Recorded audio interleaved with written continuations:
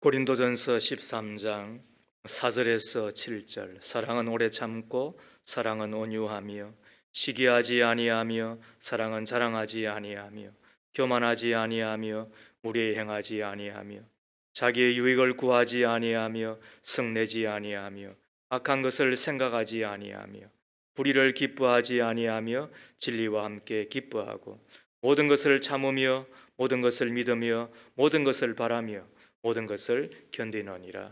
이는 하나님의 말씀입니다. 하나님 감사합니다. 아멘. 사랑 플러스 12번째 이야기입니다. 모든 것을 참는 사랑. 사랑은 모든 것을 참습니다. 헬라 제국의 알렉산더는 20세의 왕위에 오르지요. 그리고는 30세가 되었을 때 전 세계를 제패했습니다. 그는 유명한 화가들을 불러서 자기의 초상화를 그리게 했습니다. 좀 더 늙기 전에 자신의 늠름한 모습의 초상화를 후대 사람들에게 남기고 싶었던 거였습니다. 그런데 자신이 만족할 만한 초상화가 나오지 않았습니다.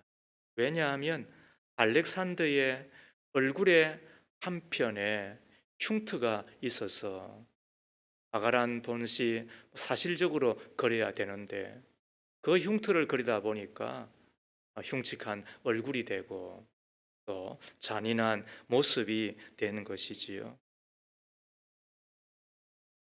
그때 평소에 알렉산더를 존경하고 마음으로 깊이 사랑하던 한 무명의 화가가 자기가 한번 그려보겠다고 나섰습니다.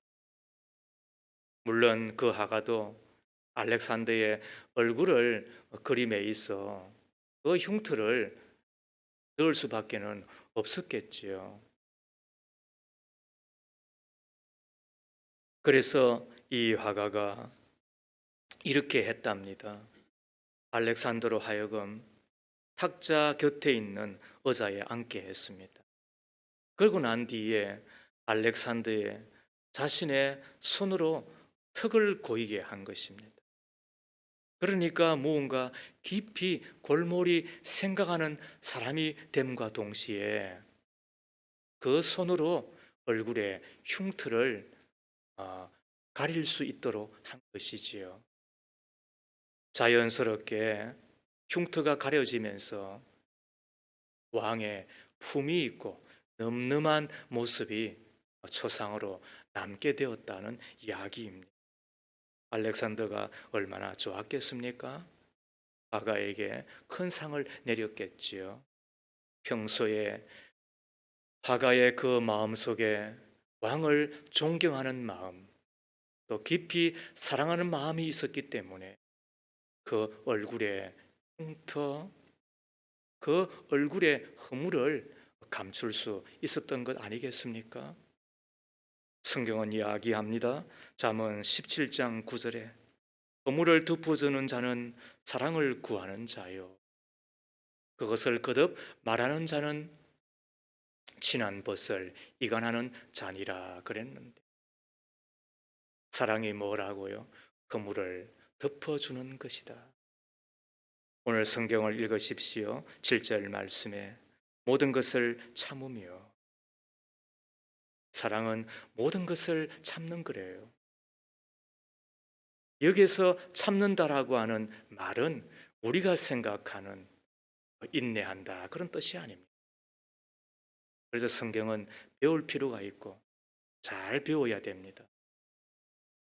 여기서 참는다고 하는 이야기는 원어로 서태고라고 하는 말인데 덮다, 막다라고 하는 뜻이 됩니다. 지붕이 비를 막잖아요. 지붕이 햇빛을 막아주잖아요. 물이 새지 않도록 덮어주잖아요.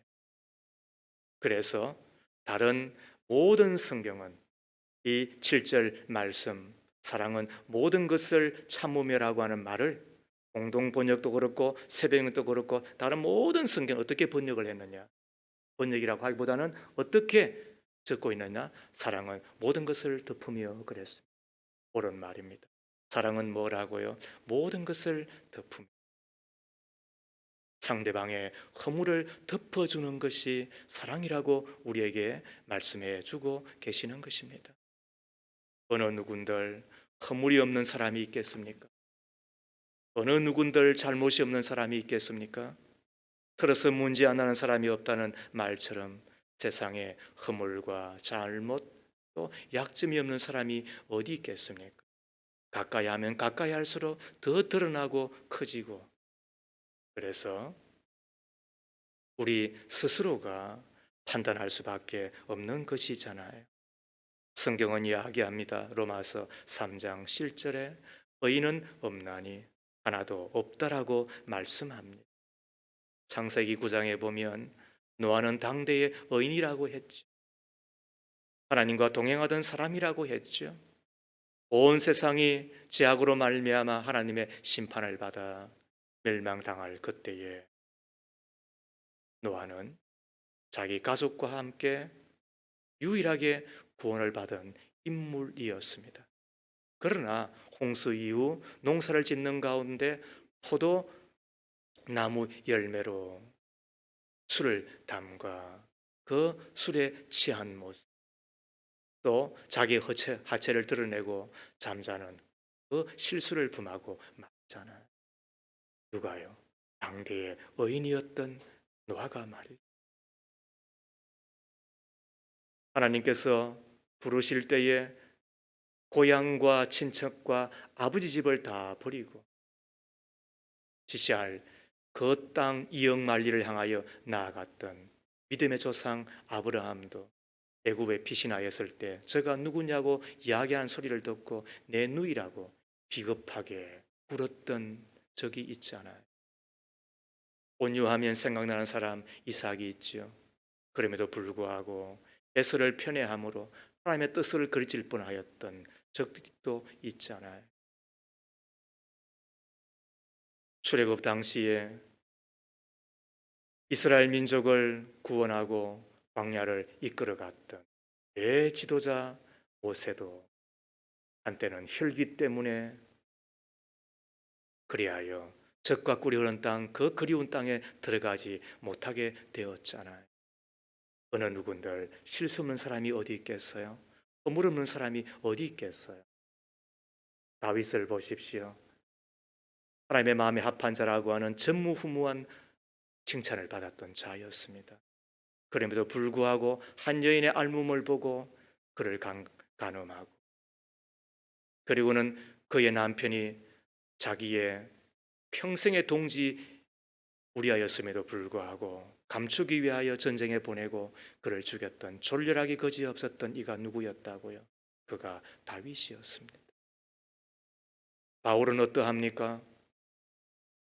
예수를 핍박하며 박해하였던 자로 소문이나 예루살렘 공동체에서 전혀 인정받지 못하고 배척당하던 그때에 그의 손을 붙들고 와 예루살렘 교회의 지도자들의 손을 맞대어주고 영적 아비로 혹은 위대한 스승으로 그를 양육해 주었던 바나바라고 하는 그 인격자와 한 번은 싸웠는데 얼마나 성질이 더러웠습니까? 누가요? 위대한 사도 바울도 그리하였습니다. 이쯤에서 한번 생각해 보십시다. 그렇다면 나는 어떠한 자입니까? 건물이 몇 개나 있다고 생각하십니까? 10개 혹은 100개쯤 된다고 생각합니까? 아니요. 1000가지고 10,000가지 허물투성이인 존재가 나이지 않습니까? 더 나아가 우리는 한 걸음 더 나아가 생각해 봅니다. 상대방의 허물을 고자질하고 고발하고 고수하고 공격하는 게 또 우리들이지 않습니까? 할머니와 할아버지가 가파른 경사길을 오르고 있었는데 할머니가 힘이 들었는지 애교 섞인 목소리로 할아버지에게 말했습니다. 영감, 나 좀 업어줘. 할아버지도 무지 힘들었지만 남자 체면에 할 수 없이 업었습니다. 그런데 할머니가 얄밉게 묻습니다. 무거워?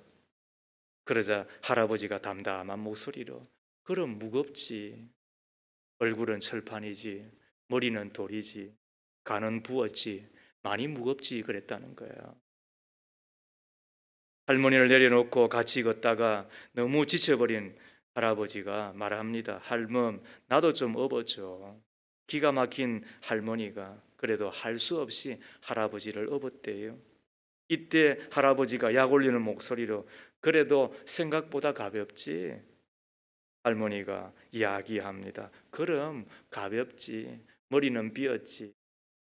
허파에는 바람 들었지. 양심 없지. 너무 가볍지. 그랬다는 거예요. 서로 좋은 일을 하고도 한바탕 싸우지 않습니까? 결혼 생활이란 서로 약점을 찌르는 것이 아니라 서로의 부끄러움을 덮어주는 것이라고 알고 또 그렇게 살겠노라고 결심하였던 우리들임에도 불구하고 현실은 그렇지 못한 우리들 자신입니다. 왜 그럴까요? 사랑이 없기 때문이지요. 이게 정답인 것입니다. 하나님의 말씀을 들으십시오. 잠언 10장 2절 말씀에 미움은 다툼을 일으켜도 사랑은 모든 허물을 가리느니. 미움은 다툼을 일으킨다. 잠언 17장 9절에도 허물을 덮어주는 자는 사랑을 구하는 자요 그것을 거듭 말하는 자는 친한 벗을 이간하는 자니라. 거듭 말하는 이유가 뭐라고요? 사랑이 없기 때문이다. 이쯤에서 다시 하나님의 말씀을 들으십시오. 베드로전서 4장 8절에 무엇보다도 뜨겁게 서로 사랑할지니 사랑은 허다한 죄를 덮느니. 어떻습니까? 사랑은 뭐라고요? 허다한 죄를 덮는 것이래요. 자식이 코 흘린다고 더럽다고 쫓아내는 부모 있습니까? 닦아주고 그리고 머리 쓰다듬어주고 품어주는 게 부모이지 않습니까? 한두 번 실수한다고 해서 야단치고 집 나가라고 이야기하는 부모 있습니까? 내 탓이라고 다 내 잘못이라고 자책하며 아파하며 기도하며 품어주는 것이 부모이지 않습니까? 왜? 사랑하기 때문에 그런 것입니다. 그런데 고린도 교회 성도들은 여기에 문제가 있었던 것입니다. 고린도전서 6장 6절이야 8절까지 말씀을 제가 읽습니다. 형제가 형제와 더불어 고발할 뿐더러 믿지 아니한 자들 앞에서 하느냐? 너희가 피차 고발함으로 너희 가운데 이미 뚜렷한 허물이 있나니 차라리 불의를 당하는 것이 낫지 아니하며 차라리 속는 것이 낫지 아니하냐. 너희는 불의를 행하고 속이는구나. 그는 너희 형제로다 그랬습니다. 세번역을 한 번 더 읽습니다. 그래서 신도가 신도와 맞서 소송을 할 뿐 아니라 그것도 믿지 않는 사람들 앞에 한다는 말입니까? 여러분이 서로 소송을 제기하는 것부터가 벌써 여러분의 실패를 뜻합니다. 왜 차라리 불의를 당해주지 못합니까? 왜 차라리 속아주지 못합니까? 그런데 도리어 여러분 자신이 불의를 행하고 속여 빼앗고 있으며 그것도 신도들에게 그런 짓을 하고 있습니다. 성경도 짓이라고 말하고 있습니다. 그런 짓을 하고 있습니다. 배경이 뭐예요? 누군가 허물이 있었지. 그러면은 찾아가서 설명해주고 설득하고 덮어주면 얼마나 좋았겠습니까? 왜? 하나님의 교회이니. 교회는 하나님의 가족이니까. 그런데 그것을 가지고 갑니다. 고소합니다. 고발합니다. 믿지 않는 재판관 앞에 하나하나 다 까발려 버립니다. 고자질합니다. 공격합니다. 그랬더니 믿지 않는 재판관이 하는 이야기가 뭐예요? 성경대로 하나님의 말씀대로 화해하시지요. 얼마나 망신입니까? 얼마나 부끄러운 일을 당하고 있는 것입니까? 사랑이 없는 고린도 교회를 향하여서 주님이 하시는 말씀을 들으십시오. 사랑은 남의 허물을 덮어주는 것이니라. 주께서 하시는 말씀입니다. 사랑은 뭐라고요? 덮어주는 것이다. 사랑은 덮어주는 것입니다. 에덴 동산에서 하나님과 함께 살라고 부탁을 받았던, 그것이 행복이요, 그것이 건강이요, 그것이 기쁨이요, 그것이 천국이라고, 그것이 영생이라고 말씀하셨던 그 하나님을 뱀의 꼬임으로 말미암아 배반하잖아요. 죄가 들어가잖아요. 그때 아담아 아담아 내가 어디 있느냐 말씀하시며 찾아오셨던 우리 주님, 그가 어디 있는지 몰라서 그렇게 물으셨겠어요? 스스로 부끄러워 숨는 자였으니까. 죄는 본래 그런 것이니까. 그래서 능력이 있어도 실력이 있어도 죄가 들어가면 다 헛것이 되고, 그리고는 다 약해지고, 죄의 속성을 알아야 됩니다. 죄의 무서운 파괴력을 알아야 됩니다. 모든 것이 다 걸리게 합니다. 아담과 하와가 그리하였어요. 그때 주께서 찾아오시고, 그리고는 아주 옷을 해서 입히시고 그의 부끄러움을 덮어주시고, 천국은 허물과 잘못이 덮여지는 곳이래요. 지옥은 허물과 잘못이 면도칼에 베인 것처럼 드러나는 곳이래요. 그러므로 그곳에 가면 미쳐버리는 거예요. 우리 가운데는 한 사람도 지옥 가서는 안 돼. 내 혈육이나 그리고는 나와 한 몸 된 자가 지옥 가는 것을 내버려 둬서는 안 돼. 왜? 미쳐버려요. 이 땅에서 잘못한 것 하나하나가 까발려지듯이 하나도 잊혀지지 아니하고 망각 속으로 사라지지 아니하고 다 드러나니 못 견디잖아요. 잊히고 말잖아요. 그때 내가 이렇게 하지 말 것, 내가 그때 이렇게 할 것, 그때 내가 예수 믿고 교회 가고 그래서 천국에 갈 것, 껄껄거리며 예민하게 기억나고 자기를 괴롭히는 그 죄 앞에서 좌절이 아니라 저주스럽게 고통을 받을 수밖에 없는 것이, 그게 지옥입니다. 그러므로 한 번이라도 들었다고 한다, 지옥 가서는 안 돼. 지옥 가면 큰일 나는 거. 그것만큼 더 무서운 것이 어디 있겠어요? 이 목사는 가봤느냐? 여러분, 그런 이야기 가지고 저한테 지금 시비 걸겠어요? 만고불변의 진리이며 1.1핵도 땅에 떨어지지 않는 하나님의 말씀이 그렇다고 이야기하면, 지옥은 어떤 곳이라고요? 허물과 잘못이 가감없이 드러나는 곳이에요. 그래서 고통인 거예요. 천국은요, 우리의 잘못과 그 허물이 덮여지는 곳이잖아요. 우리는 천국의 백성이지요. 천국의 백성답게 산다는 것은 무엇일까요? 남의 허물과 잘못을 덮어주는 사랑의 사람이 되는 것이지. 덮어주는 사랑을 위한 두 가지 처방을 배우기를 원합니다. 첫 번째, 하나님이신 주께서 이 땅에 계실 때 우리가 얼마나 그분을 모욕했는지 묵상하면 도움이 됩니다. 주님이 당하셨던 모욕에 대해서 이사야서가 말씀하고 있는 바를 들어보십시오.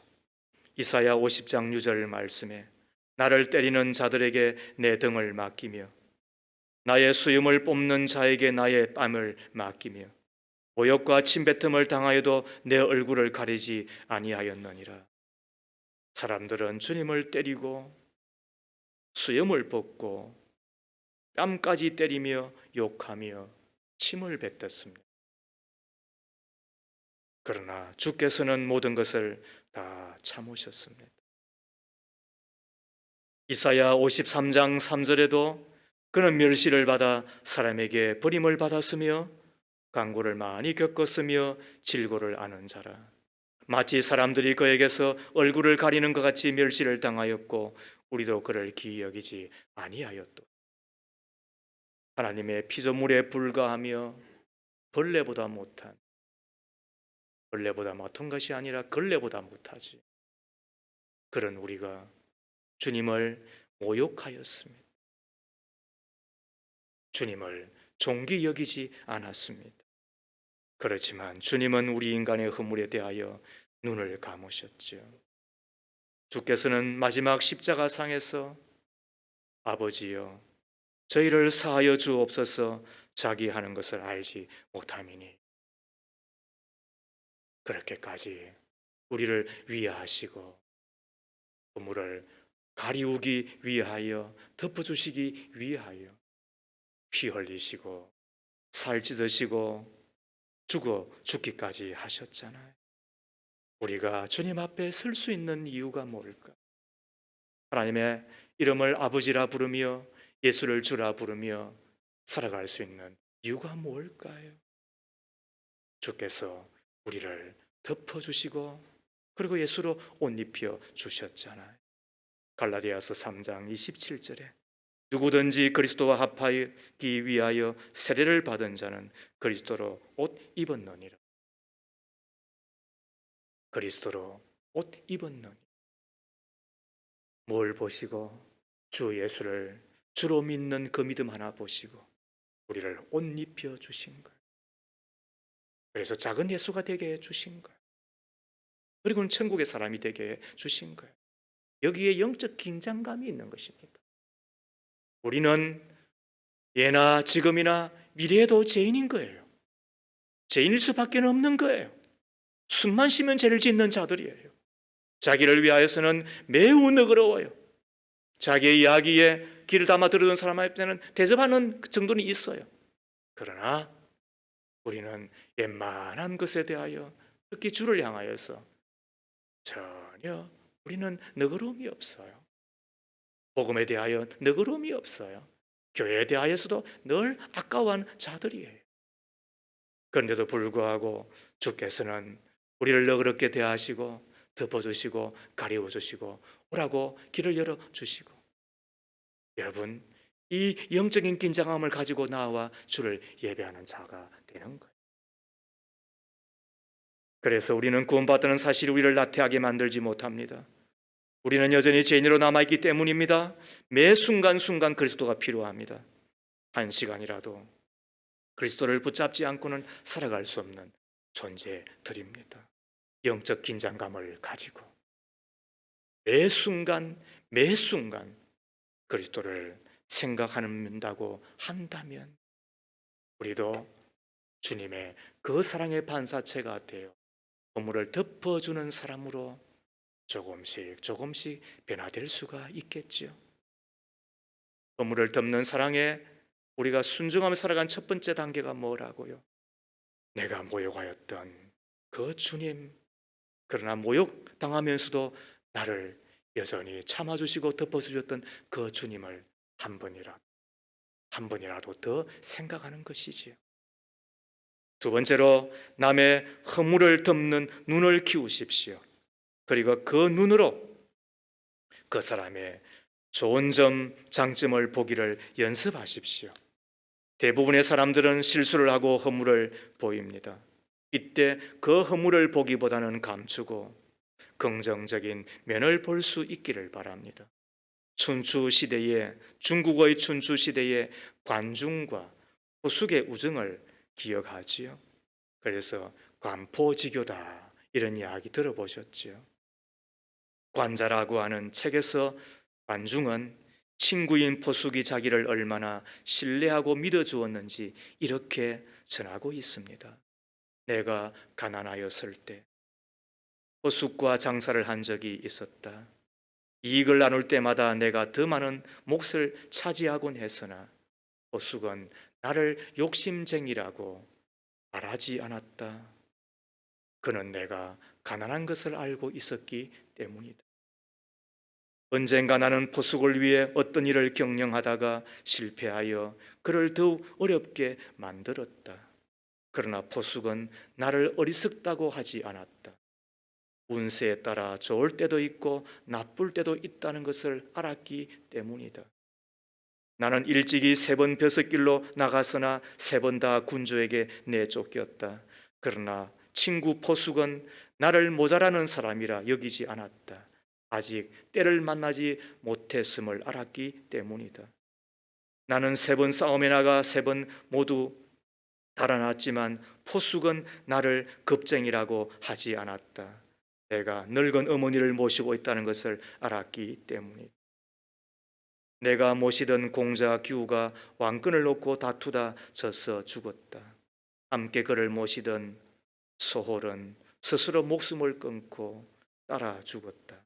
그러나 나는 붙잡혀 굴욕스러운 몸이 되었다. 그러나 친구 포숙은 나를 부끄러움을 모르는 사람이라고 하지 않았다. 그것은 내가 작은 일로 부끄러워하지 않지만 천하의 이름을 날리지 못하는 것을 부끄러워한다는 것을 알았기 때문이다. 나를 낳아준 이는 보지만 나를 알아준 이는 친구 포숙이다. 이런 이야기를 했습니다. 여러분 어떻습니까? 사랑은 뭐라고요? 허물을 덮어주는 것. 우리가 이것을 연습하며 살아야 되겠지요. 허물을 덮는 눈은 크게 뜨고 그리고 그에게 있는 긍정적이고 좋은 점은 하나라도 더 바라보는 연습을 계속한다면 언젠가 내가 사랑의 사람으로 허물을 덮는 사랑의 반사체로 자라가 있겠지요. 잠언 10장 12절 말씀입니다. 미움은 다툼을 일으켜도 사랑은 모든 허물을 가리느니라. 여러분 그렇습니다. 사랑은 허물을 덮는 것입니다. 스스로의 가슴에 손을 얹고 한번 이야기해 주십시오. 사랑은 허물을 덮는 거래. 여러분 어떻습니까? 사랑은 뭐라고요? 허물을 덮는 거래. 이게 사랑인 거예요. 이것이 교회여야 되지 않겠습니까? 이것이 우리의 목장에서 배우는 바가 되어야 되지 않겠습니까? 우리의 교회 학교에서도 이것을 가르쳐 주기 위하여 애쓰고 힘쓰는 곳이 되어야 되지 않겠습니까? 고발하고 고자질하고 공격하는 것은 검찰이 하면 되는 거예요. 경찰이 하면 되는 거예요. 하나님의 교회는요, 드러나는 그 허물마저 감추어주고 또 어떤 때는 모르는 척하고 그래서 덮어주는 곳이 되어야 되겠죠. 우리의 가정이 그런 곳이 되기를 소망합니다. 전해지는 전래 동화의 꼬마 신랑 이야기 들어보셨죠? 어떤 처녀가 이제 8살밖에 안 된 꼬마 신랑하고 결혼을 하게 되었습니다. 얼마나 여러분 한심하겠습니까? 나이가 어리다 보니 철이 없어도 그렇게 없을 수가 없어요. 시도 때도 없이 배달라고 감 내놓으라고 하질 않나. 말놀이 하자고 업어달라기 일수이잖아요. 어느 날은 밥을 짓고 있는데 누룽지를 달라고 야단입니다. 참다 못한 새 색시가 꼬마 신랑을 덥석 들어서 지붕 위에 올렸답니다. 꼬마 신랑이 내려달라고 울고불고 하잖아요. 그런데 마침 호랑이 같은 시어머니가 집으로 들어서다가 이 광경을 보고 말았습니다. 새색시가 아이고야 이제 죽었구나 했겠지요. 그때 꼬마 신랑이 울음을 뚝 거치더니 색시야 큰 호박 닦아 작은 호박 닦아 그랬다는 거예요. 자기의 허물을 덮어준 꼬마 신랑이 너무 고마워 그 이후로 새색시는 비록 어린 신랑이었지만 예와 그리고 정성을 다하여 섬겼다는 이야기를 우리는 듣습니다. 사랑은 뭐라고요? 허물을 덮어주는 것. 덮어주는 그 사랑 주께로부터 배웠으므로 그것이 우리의 가정을 만들고 교회를 만들고 좋은 나라를 만드는 것이란 것을 우리는 알므로 사랑의 반사체로 살아가. 진정 그 사람에게 왜 허물이 없겠습니까만 그 허물을 덮어주며 가려워줘 살아간 자그 예수의 저와 여러분 다 되어지기를 주의 이름으로 축복합니다. 하나님 아버지, 진리의 말씀 앞에 설 때마다 우리 속에 사랑 없음을 깨닫습니다.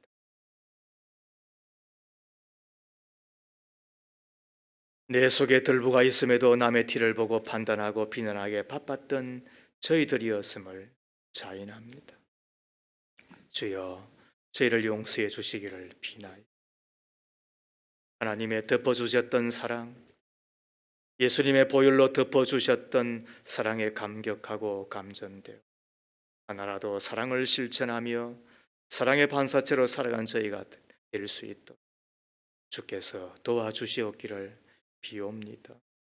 사랑의 성품이 우리의 성품이 되는 그날까지 하나라도 연습하며 실천하며 사랑의 하나님의 사람으로 살아가기를 힘쓰는 종들이 꼭 되게 해 주옵소서. 그리하여 내 가정을 반드시 믿음의 명문가로 세우며 우리의 교회를 건강한 교회로 만들어 천국 가는 길을 여는 곳이 되기를 내가 머문 곳, 또 내가 살아가는 곳에도 하나님의 사랑이 향기처럼 피어나 아름다운 열매가 되어 사랑의 사람으로 가득한 곳이 되기를 바라는 우리들, 주께서 영으로 충만하게 하셔서 이끌어 주시기를 비옵니다. 예수님의 이름으로 기도합니다. 아멘.